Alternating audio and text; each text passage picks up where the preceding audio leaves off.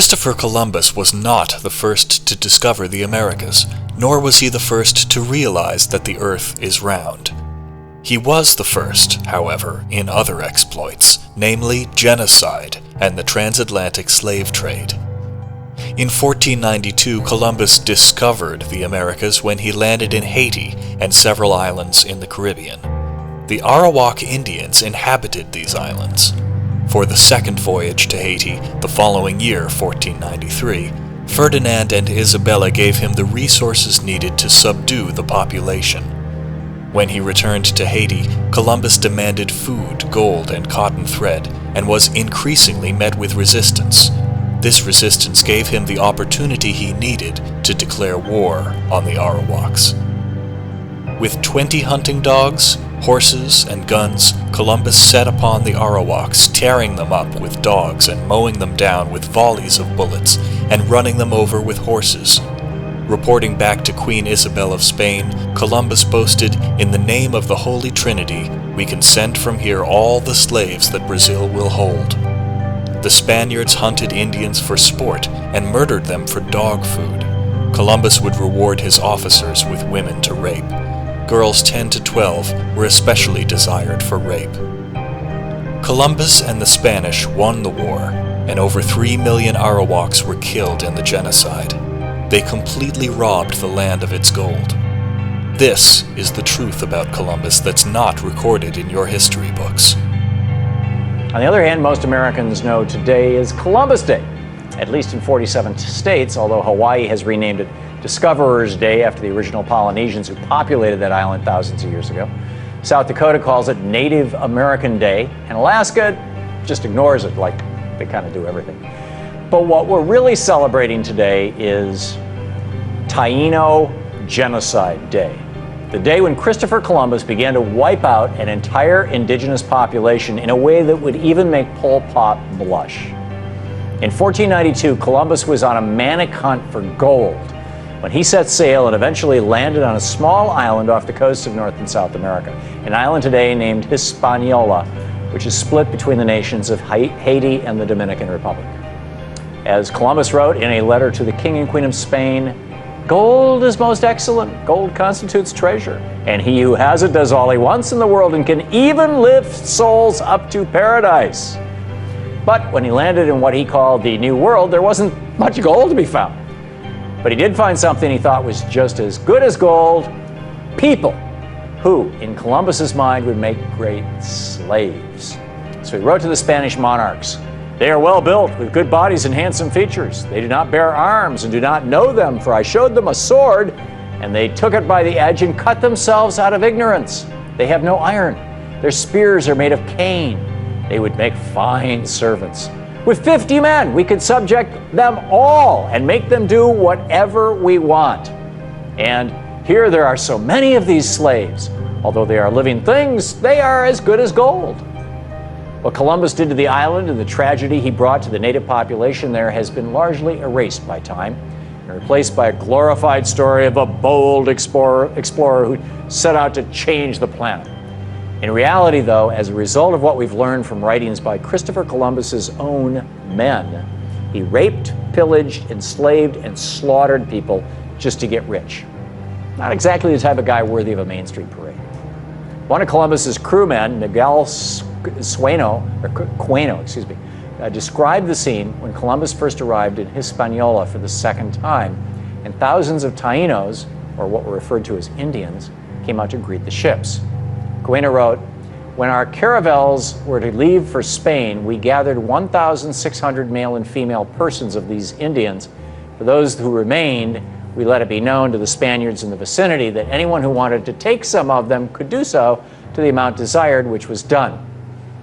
Queno went on to write that he took his own sex slave, a beautiful teenage girl who, in his words, quote, "resisted with all her strength," quote, end quote, leaving him no other choice but to, quote, "thrash her mercilessly and rape her," end quote. And when Columbus's men did good work, Columbus routinely presented them with their very own sex slaves. But that was just the beginning. Columbus eventually started up a global child sex slave trade, exporting Indians all around the world. As he bragged to a friend in a letter written in 1500, 100 castellanos, as the Spanish coin, are as easily obtained for a woman as for a farm. And it is very general, and there are plenty of dealers who go about looking for girls. Those from 9 to 10 years old are now in demand. Eventually, under Columbus's orders, life for the Taino on their homeland of Hispaniola became so bad that they resorted to mass suicide. As the Spanish missionary Pedro Cordoba noted in 1517, 25 years after Columbus arrived. As a result of the sufferings and hard labor they endured, the Indians choose and have chosen suicide. Occasionally, 100 have committed mass suicide. The women, exhausted by labor, have shunned conception and childbirth. Many, when pregnant, have taken something to abort and have aborted. Others, after delivery, have killed their children with their own hands so as not to leave them in such oppressive slavery. By the time Cordoba wrote those words, the indigenous population on Hispaniola had plummeted from roughly 3 million people before Columbus arrived to only 12,000 25 years later. A few decades after that, not one Taino was left on the island. An entire culture and people completely wiped off the map and largely forgotten, thanks to Christopher Columbus. Happy Taino Genocide Day.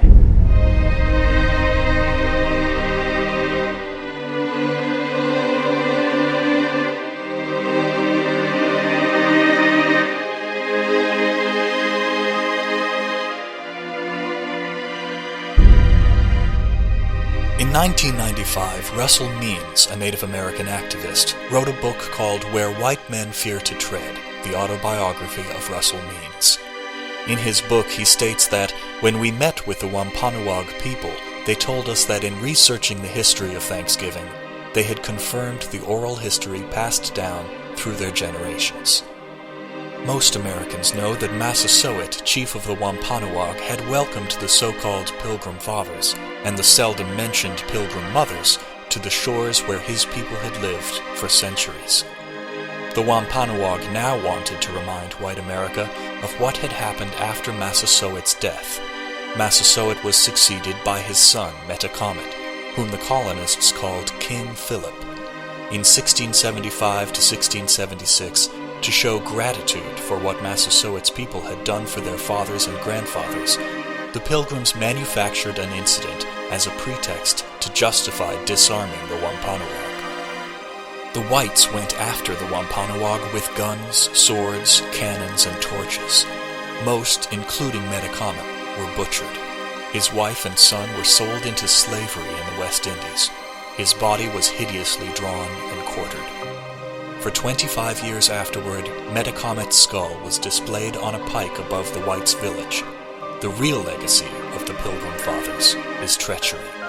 Most Americans today believe that Thanksgiving celebrates a boar harvest, but that is not so. By 1970, the Wampanoag had turned up a copy of a Thanksgiving proclamation made by the governor of the colony. The text revealed the ugly truth. After a colonial militia had returned from murdering the men, women, and children of an Indian village, the governor proclaimed a holiday and feast to give thanks for the massacre. He encouraged other colonies to do likewise. In other words, every autumn the crops are in, go kill Indians and celebrate your murders with a feast.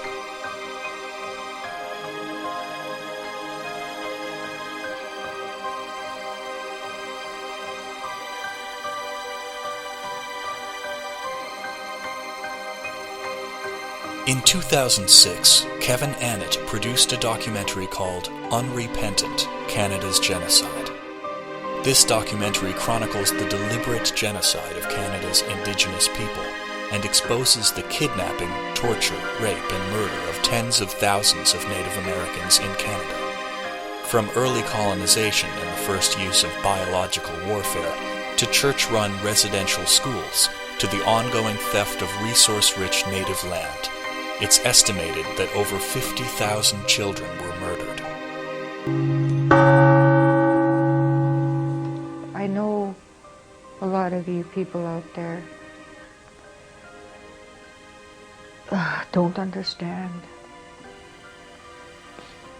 but there's a need for the world to know about this. because the church is hiding and the government's hiding. There is a lot of people that died in those places. Did they put you in a hospital? Yes, I did. Well, yeah, he gave me some drugs or something like that. What happened to you? I don't know what kind of drug it was. What happened to you when they gave you the drugs? Hey? Oh, yeah, put me in there like a padded room. Padded room, like? I was strapped down. That was after you reported the girl? Yeah. Finding the girl's body? Yeah. I'd seen them burn hands of kids when they're 3 years old and 5 with a little spike in their hand and like that, like a shock thing. Electric shock Yeah. device? Why did they shock the kids? Because the kids wouldn't listen to the Catholic priest.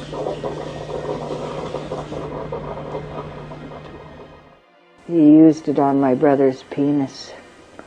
He electrocuted his penis there till my brother passed out. And he was laughing, brother. My brother said he was laughing while he was doing it. You'd like to see him in pain, I guess. Never at any point when I was pleading with them to stop what they were doing to my family and I, even on that level of just how it impacted me personally, there wasn't a shred of humanity in them. They were like... You were looking in their eyes, nothing there. Nothing. Absolutely nothing. So you know what? When that happened to me, I realized, up until then, you know, like any of us, it's somewhat abstract. People tell you stories and you keep wondering, well, how could they do this? When I saw what they were able to do to me, one of their own, when they turned and shredded my life mercilessly and allowed my 6 and 2-year-old daughter to go through hell, I thought, if they could do that to me, imagine what they could do to a native child who wasn't a Christian, who was dark-skinned, who wasn't part of them. Of course they could kill them. So I watched, and she was standing at the top of the stairs, and he kicked her. She went rolling downstairs. She ended up out, and she was laying like this. Her eyes were open, but she wasn't moving. She wasn't crying. So I see that all the time. Her name was Maggie. She was 2 years older than me. And she was murdered in there by a nun. Pushed out the window. Second story up, and she died. But nothing was done about it. We weren't allowed to see a lawyer or nothing. They just covered this up. Jenny would cry out, and then all of a sudden, this blood just spurted all over the place, and on her, just on her back, and a small part of her back here. And then it opened up. It opened up wide. And the blood came.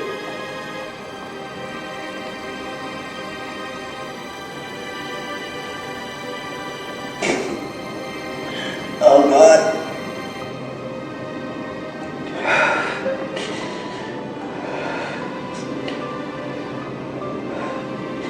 This is the last time I ever saw my sister.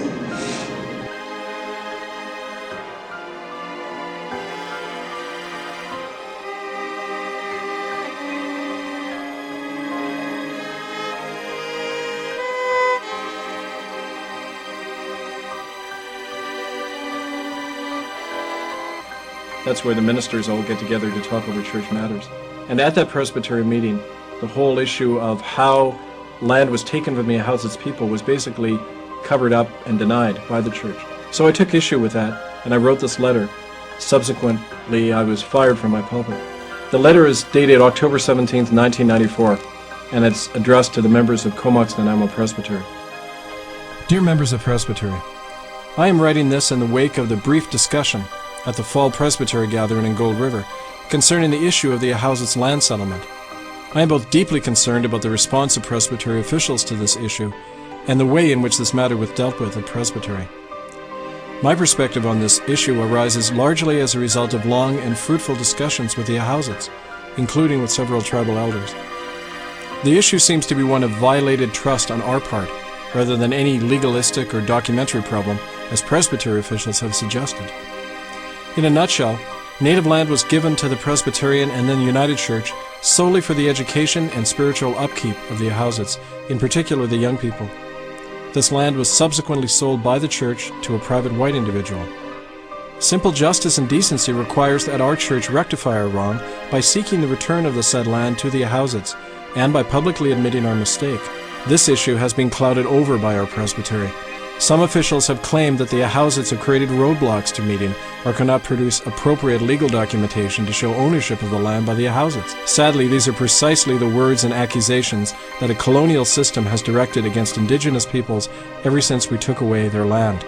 The very fact that we are waiting for the Ahousa's to prove their case to us, or to meet with us on our terms, reveals at best an insensitivity on the part of our church to God's call for justice towards those we have wronged. At worst, it indicates a perpetuation of the racist and oppressive relationship that has been our legacy regarding Indigenous peoples. Smallpox was one of the most communicable diseases in human history and was responsible for the deaths of untold millions of Indigenous people around the world, even after a vaccine for this disease was discovered in England in the 18th century. In reality, smallpox was a chief weapon in the deliberate germ warfare waged by European powers against native peoples because of its brutal efficiency. Within 10 days of contracting the disease, the victim was dead. Tuberculosis was another weapon in the arsenal of germ warfare used against native people in Canada. A fiercely communicable disease, spread quickly by air and contaminated food, tuberculosis was responsible for many of the deaths of children in Indian residential schools across Canada. According to government officials like Dr. Peter Bryce, residential school staff deliberately and regularly exposed healthy Indian children to tuberculosis by forcing them to sleep and play alongside children dying of the disease, and then denying them aid or treatment. It was this murderous practice that was responsible for an annual death rate in the residential schools of nearly 50%. This book is used in the university curriculum about residential schools. It has been for almost 10 years. And here's a picture of children with active tuberculosis sores. You see the bandages around their head. And the description says they have active, like open tubercular sores, and they're sitting here alongside healthy children. That was the practice described by Dr. Peter Bryce when he said they were being deliberately exposed to diseases. They weren't being quarantined. When you have tuberculosis, you're quarantined. You don't sit with healthy children. This is proof. This is proof of intent to commit genocide, this picture right here. Yet it's in a mainstream text. People look at it, and still to this day they say, there's no proof that we're trying to kill Native people. Well, the proof is right there in that picture. And that practice, which was happening in every residential school across Canada, and it was documented by their own people, was superior to all others and had to conquer the world, combined with the vested interest of a merchant class that wanted to conquer the world for its own profit, armed with this religion. This, Senator Crane, is from the United States government. Do you understand? I speak your language. Good. Senator Crane has come here to offer your people a better way of life. Better than what? Better than what you have. I like what I have. I understand that. But your people live in the Stone Age. We live at the beginning of a great industrial revolution. He doesn't understand Chief, the United States government is offering you a piece of land of your own. We have our own land. No, it's not yours. It's the U.S. government's. Did they buy it? No. Did they trade for it? It's not like that. Then how can they own it? He has a point.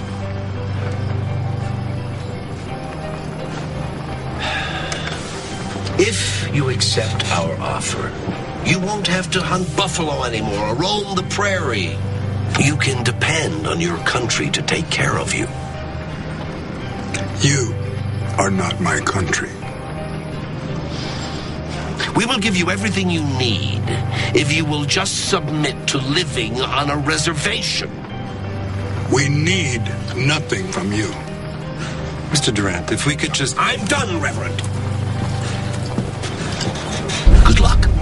I'm a bummer. I don't know. I shouldn't be. I'm a very, lucky guy. I got a lot going for me. I'm healthy. I'm relatively young. I'm white, which thank God for that shit, boy. That is a huge leg up. Are you kidding me? Oh, God, I love being white. I really do.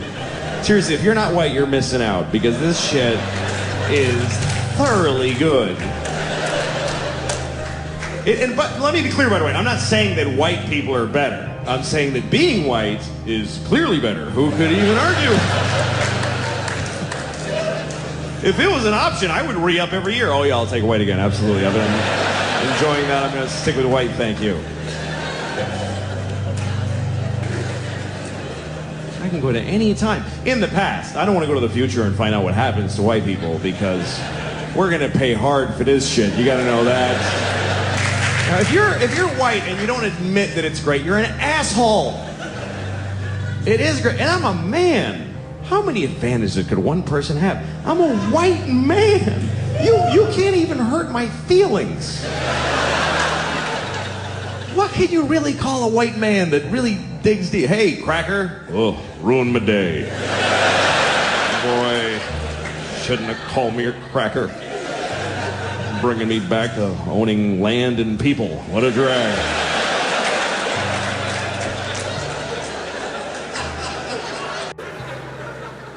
I mean, everything that we introduce to the world is shitty. Meaning white people. Because I really think that white people are from like another planet. Because when we came to America, it was so nice. It was just Indians. And they weren't even Indians. We called them that by accident. And we still call them that. We ruined everything here. This was it was just coast to coast, just green and brown and beautiful. And all the humans were just walking around with painted faces, just walking. And they'd be like, "Ooh, that looks yummy." And then they just eat from the ground, and then they'd sleep on the grass. So let me get this straight. You can come here and you can steal this land from the Native Americans, or you can go to Australia and steal the land from them, or you can go all over the planet and steal land from the indigenous. But now in today's time, you're saying that we need to have some type of reform on immigration where all of these immigrants need to stop invading white lands. Okay, so we're talking about lands that you stole.